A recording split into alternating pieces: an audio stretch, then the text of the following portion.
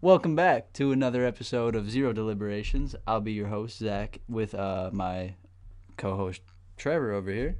And today we're going to be talking about our favorite places and settings in fiction, right? Yeah, pretty much. Favorite fictional settings. Okay. Well, that intro.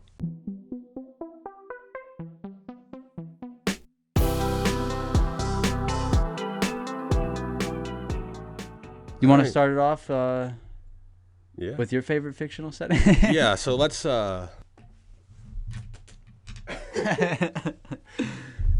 obviously it's Star Wars. Yes, I sir. talk about Star Wars with fucking every other trope. Anything roughly relating to writing or story shit, I always bring up Star Wars. So obviously, I love Star Wars. Yes, sir. Got to be in there. Yeah, definitely a big one. Can't not And- mention it. I mean, obviously it's got its shortcomings, but I like sci-fi. I like the broadness of a lot of it and the symbology of Star Wars. Even if some of it can be on the nose, it obviously is impactful enough. It set a lot of the tropes for sci-fi going forward. That's And- facts. Okay. What's your favorite planet? Did you have one? Ooh, favorite planet. I mean, Or one that just pops into your head is very memorable? I like Coruscant a lot. You know, What happens there? Because I don't know it by heart. Coruscant's like the capital of the galaxy, essentially. You know, the metropolis wide. Oh, okay. Yeah. Did they go there in the movies? Yeah, they go there in like the prequels. Okay. Because that's where like the Jedi Temple is and stuff. Yes. Okay. And I just like it because the idea of like this huge city, it's like it's- Atlantis or some shit. Like. yeah, it's super cool. But then also I love the idea of the I forget what they're called, but like the layers, because like in the show Andor, super good show. I know it wasn't super rated because everyone's like, who the fuck is Andor? I don't give a shit because he's just some random character from Rogue One, whatever. But that show is really good because it They made a whole show for bro. yeah. Goddamn. It's really good because unlike normal Star Wars, you know, death and all that isn't glossed over. It's a lot more realistic and kind of how it impacts people and the effects that this empire has. And I think it just very, very more moving story made me a lot more interested in Rebels as a whole. Because like, I like Rebels. I like the idea of Rebels. Not the show Rebels. Not I that. like the faction, the Rebels. But I always just found the Clone Wars more interesting because the Rebels are always just like, oh yeah, they're these good guys and the, you know, paragon of shit, and there wasn't depth to it, and I feel that show adds a lot of depth to it. But in that show, sorry for the tangent. No, you're good. In that show, they're on Coruscant and they're in like a park or whatever, and they're like, see this rock right here? This is the only part of the actual planet that's still visible from you know, the upper layer of Coruscant or whatever, and it's like the peak of the highest mountain and shit. It's just, Damn. they have like a little park thing around it. And Coruscant has all these layers underground that are all like shady, cyberpunk-esque kind of like, And you know. where do you get all the where do you find all that detail? I mean, there's, they allude to it sometimes, they go to it sometimes in like the Clone Wars or like Okay. Bad yeah. Batch. So it's There just hasn't been crazy shit fleshing it out. It's all just kind of been, for the most part, alluded to. I'm sure there's books and shit, but I don't fucking read. I don't got yeah. books, So man, so- yeah, it's just like small parts and stuff like that. Yeah, but that intrigue and that vagueness also brings it in. Like, I don't know. That's one thing, too, I like a lot of. They leave some things vague so you can kind of fill in shit. But then, that's good. and then when they do fill in more, you know, if they answer some questions, I like when they provide you with even more questions and like, oh, what the fuck's going on here? That aren't plot centric. So Right. they don't need to be answered so that they can hang and you can wonder. And it just keeps you stuck in the world, I feel like. Right. Yeah, you go through one door and you find two more and shit. Like Yeah. it's But like- only one of them's useful for the plot. So then you're like, well, what about that other door there? Right. And- Right. Yeah. Okay, that's pretty sick, bro. So Star Wars setting is, I think for me the most like iconic to me would be whatever that planet is. Is that I don't want to fuck it up. The one where they get Anakin from. Tatooine. Yeah, that's pretty freaking iconic to me. Well, yeah. I mean, fucking. I was gonna say Tatooine. They go to that like. A lot of stuff happens on Tatooine for being some random outer rim planet. Like, they go to it a lot for different things, which is one thing with Star Wars, which, like, it's simple, it's fun, but if you want to critique the world building, oh, you want a desert? Here's a desert planet. You want a city? Here's a city planet. You want snow? Here's a snow planet. Like... They get the basics down for sure. Yeah, it's like it's almost like, here on Earth we have a diversity of biomes on a single planet. Right. Why can't that exist elsewhere? Hell yeah, But that's interesting. It's difficult with this wide galaxy you have. I get it. They gotta do what they can. And Yeah, if you're writing a story in a smaller galaxy, then all right, have them fleshed out. But no need to do that in such a wide thing. Right. So, what is your top fictional setting? And why? I gotta pick it, bro. Yeah, I already. The Land of Ooh. Oh, I was expecting something from Yu-Gi-Oh, but Land of Ooh. Yeah. It's gotta be the Land of Ooh, just because that was like the first time I had ever heard of like some post-apocalyptic like world and stuff like that. And even back then, like me and the homies at school like knew that that's what it was, just based off of like how the intro is and stuff like that. Like you could tell like, oh, this is like a end of the world type of thing. Like there's no humans around and whatever. So like I thought that it was just like an iconic, crazy, like that helped my imagination a lot. Like yeah, that show is very imaginative, tickled wild, your, all over, whack. Yeah. Yeah. Tickled that part of your brain. It shows you that you can have fun with world building and like all that without sacrificing the depth of the story or making a kid show. Yeah. Like, well, it's a kid's show and that lets it be a bit more wacky, and then there's still the depth of the Lich being fucking... Yeah. Dude, if you fucking hear some of his monologues and stuff, it's like... I mean, this isn't a kid's show? Yeah, they're using like straight like demonic sorcery and magic and shit in this stuff, which is like also a really cool consistent theme throughout it, is all this like mythological or whatever you call that like type of stuff with like elves and goblins and ogres and like they combining that with like I don't know, like modern animation was like really an interesting way to go about it. Yeah, but even so, flipping those on their heads, one thing I also really loved is like, instead of using the traditional Greek elements that everybody fucking uses, fire, water, earth, and air, like Avatar. The elements are fire, ice, slime, and candy. Oh, and like why? And there's like the there's a fire kingdom, cloud kingdom, stuff like that. Yeah, there's a million kingdoms, but like the main elements are fire, ice, slime, and candy, and then later it goes into the whole there's reincarnating of the surrogates, like essentially of these fucking elements. Like the manifestations of them. Hell yeah. All that stuff. And it's like, but it's still goofy and whimsical. Why the fuck is one of them candy? Why? Right. Which would or be, slime even. Which would probably be my favorite, like, specific place within it, if not their, like, treehouse, Like, the treehouse is the treehouse is iconic. Everybody likes it. Yeah, it's great. We all wanted, like, a freaking treehouse like that. But... Yeah. The Candy Kingdom was really cool because to me, bro, the way that I always like thought of it in my head, this is like the physical representation of fucking Candyland, bro. Like the game Candyland, which I played all the time as a youngin', was like, yeah, this is like the real Candyland, bro. This is fucking badass. The perhaps Flapjack, like you alluded to in the last episode, does take place, but at a different time period. Candy Island could have just been the Candy kingdom, or not the Candy Kingdom, but the Candy Realm's manifestation in a different area or whatever. Yeah. Like you could make that argument. It's interesting, bro. Or just because they lived at a random pier that was in the middle of the ocean, they assumed everything was an island. So yeah, right. There is actually some interesting things there. Like that kind of tie in, yeah. And maybe Pendleton did that ambiguous type of thing where you could make those connections because it's good for the franchise. It's good for your imagination. Yeah. So Land of Ooh, bro, got to be in there. Very imaginative, very cool, very fantasy and different for the time. Groundbreaking. Who's your favorite non-protagonist in the story? Like not Finn or Jake, obviously. I always thought Marceline was really cool just because, like, she played guitar. She was, like, a punk She don't type play guitar, shit. bro. Oh, Play, bass. yeah. Bass, sorry.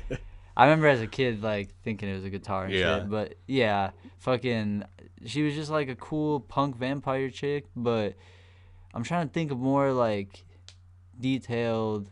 So if you haven't watched the whole show, like, I want to get a tattoo of both of them, but, like, Marceline and Ice King and their dynamic together. I don't know if you watched that far. I mean, Got to know about Simon and all that, and who Yeah. he was, and more of that shit. I did. I just don't. I watched it even like as a kid, but I didn't understand what the fuck was going on. Yeah, that's how it was. Like, because I watched Avatar as a kid, and then I recently kind of. But you could explain watched it to me, like what, like in a nutshell, like. So I mean, you know, the world obviously went to shit, you know, and there was the apocalypse going on. There was like zombies essentially, and Marceline's just a little girl, and Right. Simon was a the fuck. He was like a professor, and he found the crown, the artifact, and he was trying to protect her through the zombie apocalypse. And he would use this crown, and it was sort of like that evil power up thing. Kind of what I'm thinking you were talking about when you mentioned Jaden in the last episode as well, where it's like, you know, he gives into that darker side, and it gives him this power, but he risks losing himself completely. And it, you know, the power gets stronger each time he puts it on, but so does that risk of not being able to be himself again afterwards. Yeah. And Okay, I get that. yeah, so, you know, she knew Simon, and then eventually he became this fucking weird ass dude, the Ice King and shit. This pervert and shit. Yeah. Trying to And lock princesses up. yeah, right. Kidnapping princesses constantly.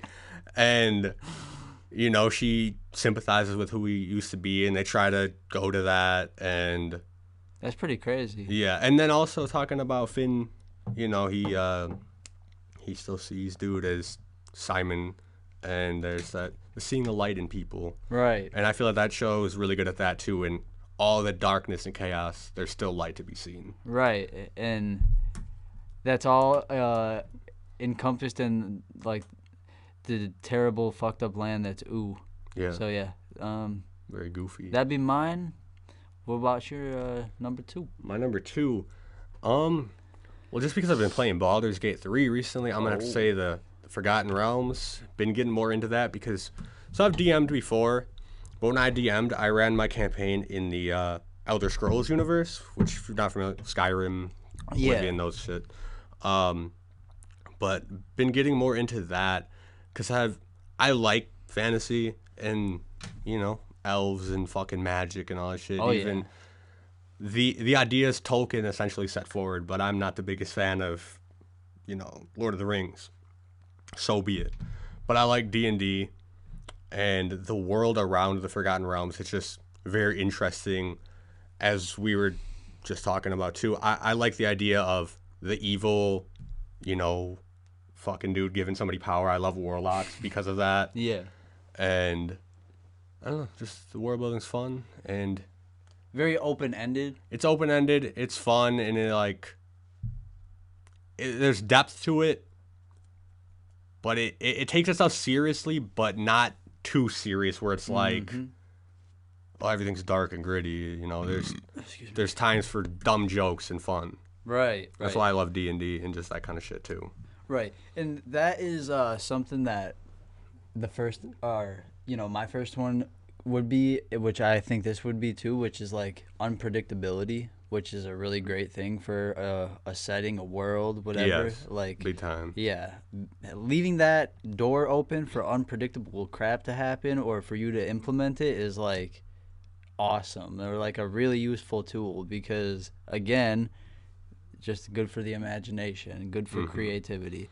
And that's why I like the D&D world too, because obviously it has to be made like that, because here's a world where you can just kind of either you can run an adventure we have, or you can make your own. Yeah, if you had hard limits on it, it would be not the same thing at all. And that's why I feel like, it. you know, there is like Star Wars tabletop RPGs, but I just feel like that wouldn't be fun, because Star Wars is, sure, it's a little loose with some things, but there is some things that are hard in there that if you take it away, it's not Star Wars. Right. D&D, I feel like you could have a world in this realm, fuck it, we're just going to get rid of goblins because the DM doesn't like goblins. Or, you know, when I was running shit, sure, Elder Scrolls doesn't have goblins, but I'm going to throw goblins in because I like goblins. But they're not going to be traditionally evil goons. They're just fucking dumb little dudes that are around. Could you add, like, fairies in? Yeah, you could. You can even play as a fucking fairy if you want. Hell yeah. Like, Or there's a lot of different playable races, and then... What about angels? Yeah, they're called Asamar, though. Okay. And then there's tieflings, which are like demons, essentially, like half-demon things. Yeah, that's tight. Yeah, like there's a lot of shit, and if you don't want it, you can take it out. You know, there's freedom to that. There's bird people, there's lizard people, and then you got your traditional orcs, elves, humans, and then they have like and they can't call it hobbit because that's Yeah, it's a different thing, bro. So they're halflings. But then there's also gnomes, and I don't get why the fuck there's halflings and gnomes because there's probably differences. I'll probably get yelled at in comments. But they're pretty identical. But they seem very similar in my estimations. But, maybe the gnomes are an offshoot of them. Well, I think gnomes are supposed to be more like whimsical. Yeah, nomadic. Like druidic instead. Like D&D druids are, I don't know, but I think they're tinkerers. Halflings are just kind of humans but small. I don't know shit about halfling culture though, so maybe that's why. Yeah.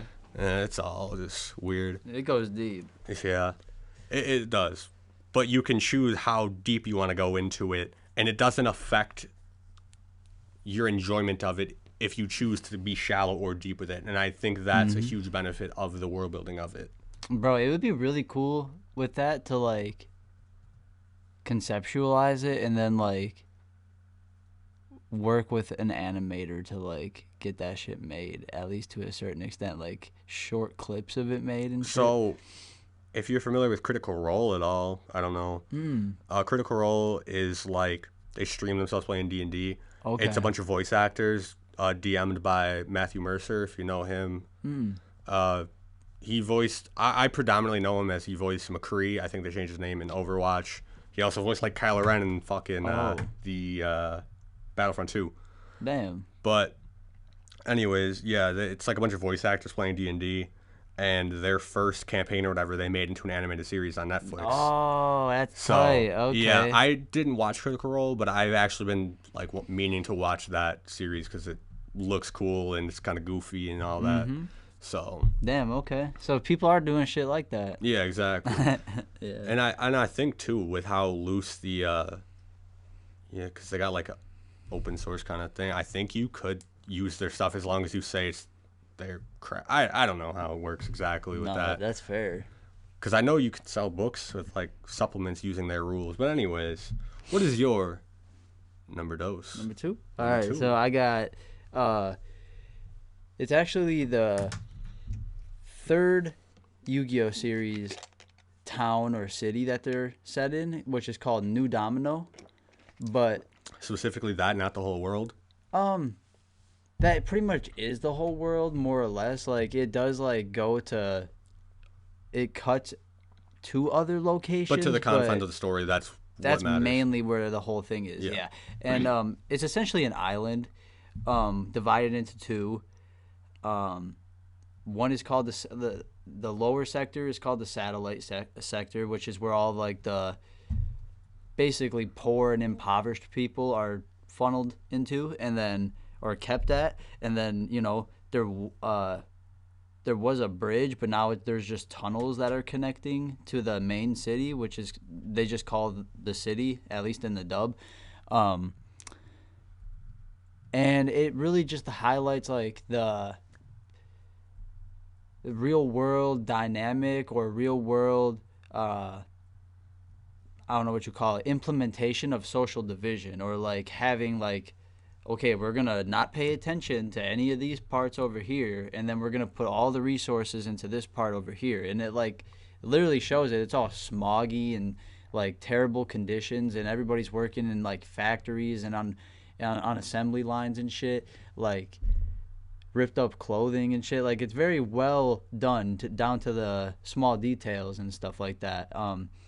And the whole basically story of it is that they're trying to unite the two and like get rid of that social division and that artificial um that artificial poverty that like these people are it's real So poverty, but so is it like one city sort of the industrial side and the other's kind of more residential? They're not yeah, doing as much. it's more like a downtown area, if you will, where it's all big buildings and trains and fucking like a modern Japanese Yeah, Tokyo well, you type of still need city. industry though, so that's why it's like. But they treat Yeah, them as lessers, is what you're yeah, saying. yeah. It's not only that; it's like Which side is the protagonists he's from the from? satellite, Satellite is the poor okay. side, and that was because like after his father died in the Zero Reverse explosion, which is what like The catalyst for the yeah, show or whatever. yeah, which is what like essentially made that explosion split the city in two. And so like his father was instrumental in that division, you know what I'm saying? And then he was orphaned and brought up in the satellite as an orphan with his boys, who a couple of them ended up, one ended up going to evil and he had to fight him, and the other one or the other two ended up being his companions that he ended up like summoning the giant savior dragon with and shit, which is pretty cool. And then yeah, it's just like it's really like well done in terms of attention to detail with like how shiny and new and all the access to different services that they have, like I don't know, stuff like food and coffee shops and like trains and whatever transportation, if you will. Even dueling, like they're not allowed to collect cards in the satellite, but everybody in the main city is allowed to just live with them and duel with them and collect them, buy them, whatever. And like it's all about there's a bridge called the Daedalus Bridge, which was supposed to connect them, that was made by one guy way back before these dudes came up. Like that was his idea, or like not way before, but it was like So what's to while stop motherfuckers from satellite pulling up to the other city? Is it sector enforced? security. Okay, yeah. I was Yeah. gonna say, is that like the antagonist of the series or something? That kind Well, of then the antagonist ends up getting recruited by the people that run the whole operation, really, and they're trying to use him to lure our protagonist out of the satellite. They're trying to use him, like his best friend, as like we're gonna build you up to be like our star, and then your friend is gonna come trying to fight you because he doesn't like that you abandoned him and everybody in the fucking thing. Yeah. And you know, essentially it's like a really cool dystopian, like future, a Japanese futuristic city island thing that like shows the consequences of basically government overreach and shit like that, and how that was brought about by the like one individual with an idea. His name was Rex Godwin and shit, and like it got dismantled or destroyed by one individual who's our protagonist. So it's kind of cool. Like it shows that and he didn't really destroy it, more so defeated the evil within the city, and then built that bridge, that Daedalus Bridge. They completed it and like united the two and made it more even or fair or whatever. You know? it wasn't completed before, like. Yeah, because while they were growing up, I guess, like while they were orphans and shit, there was a guy that had an idea to unite the two with the Daedalus Bridge, but then he was stopped by the powers that Oh, be. okay. See, I thought you said that he built it and then it was just like That's protected or something. Yeah, no, it was like the idea was for it to be built, but then he got, I don't know if it was killed and they changed it in the dub type of thing or whatever, but he got stopped from building it essentially. So, what is it you like so much about this world exactly?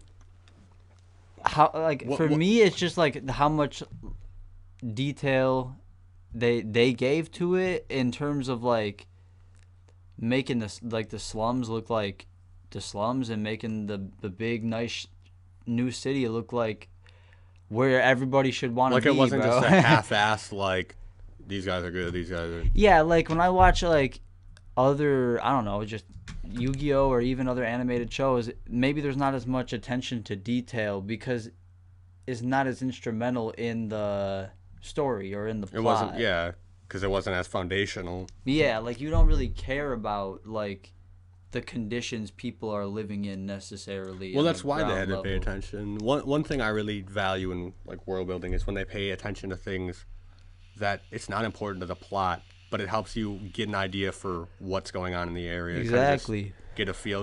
That's why I like the lower levels of Coruscant, because you get an idea that it's kind of shady, and you know the powers that be don't really care about the citizens down there as much and all that.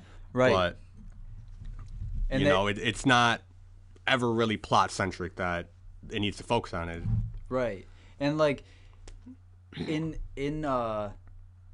the name itself, it's called New Domino City, which is a reference to the original city in Yu-Gi-Oh, which is called Domino City, which it's like to me the esoteric, like why would you call the town Domino? Why would you call it New Domino? It's because it's meant to fall.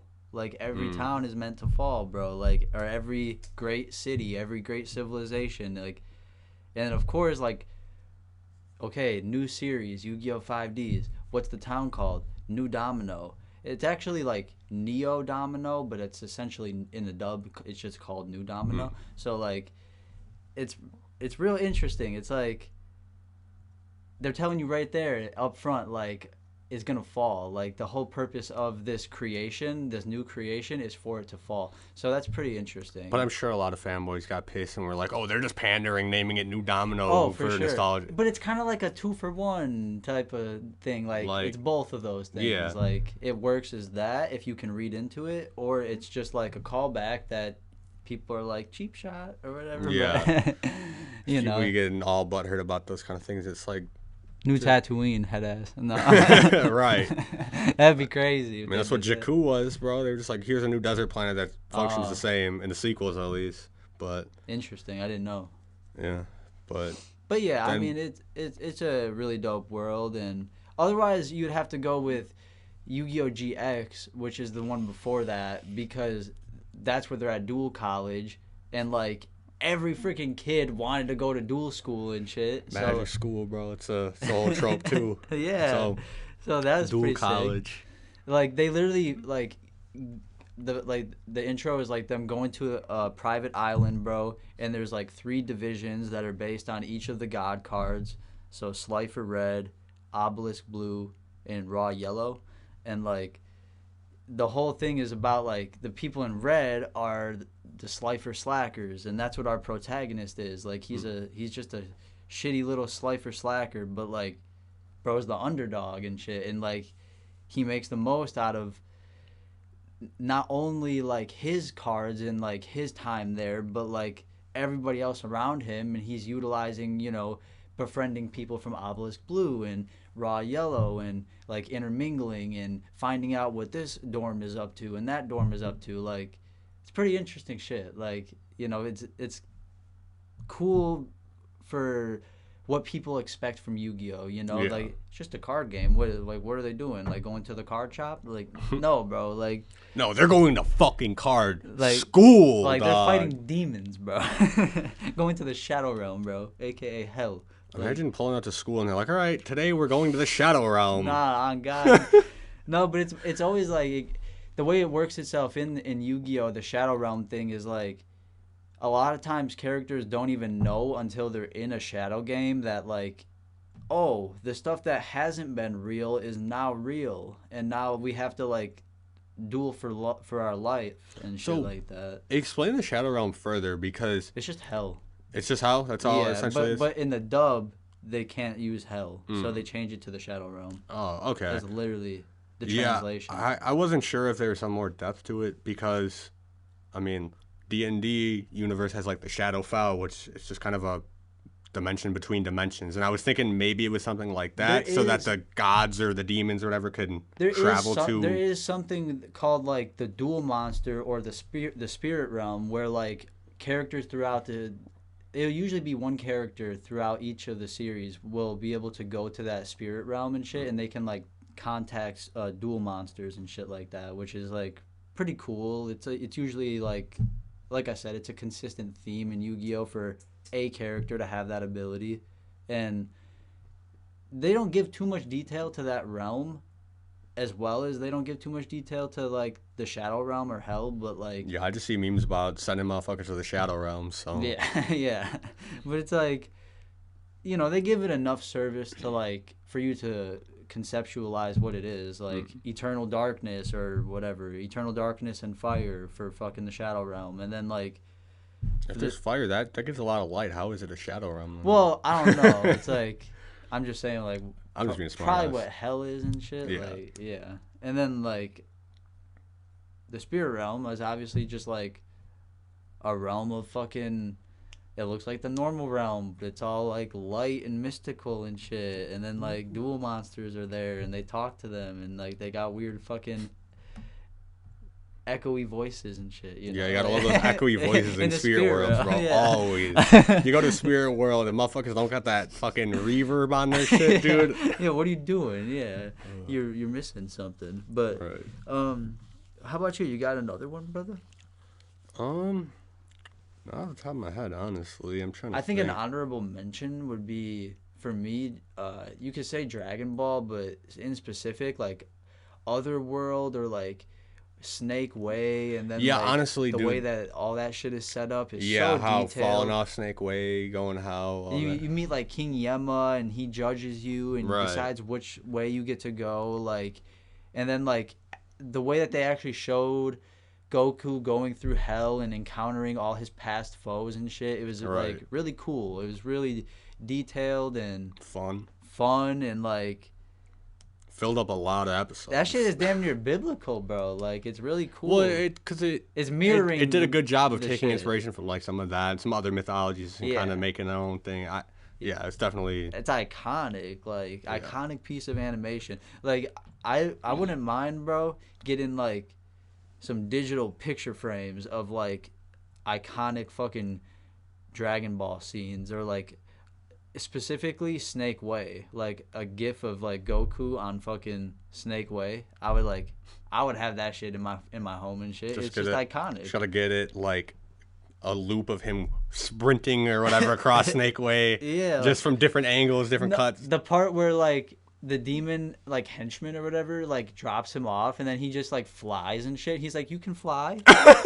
Like I need that. Like, I need to rewatch this shit. I just remember the goofy like troll looking dudes with hell on their written on their shirt. Yeah, that like with the horns and Yeah. shit. Yeah. Oh god. That shit is geeked. Like, yeah. I mean, those are pretty good fictional settings that we picked. Yeah. What are your favorite fictional settings? You probably got some weird ones, like Steven's Universe and shit like that. Yeah, You know?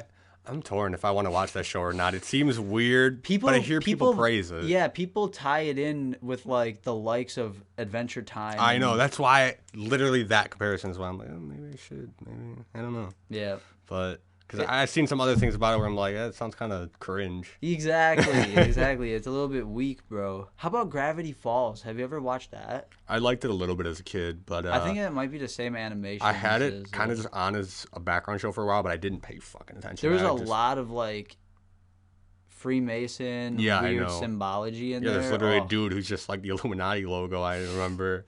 Yeah, it is like I remember getting like compilations of that back in the day, being like a 13, 12-year-old and shit, like Steven's Universe, Illuminati, and I'm like, damn, like, I would come to find out, like, you could find so much of that in like all those freaking shows, yeah, yeah, because it's like a little like tip of the hat, in my opinion, from like the creators of it. I feel like with Gravity Falls, though, it's kind of specific because that's kind of what the show is about, in a sense of like the weird kind of going on. So.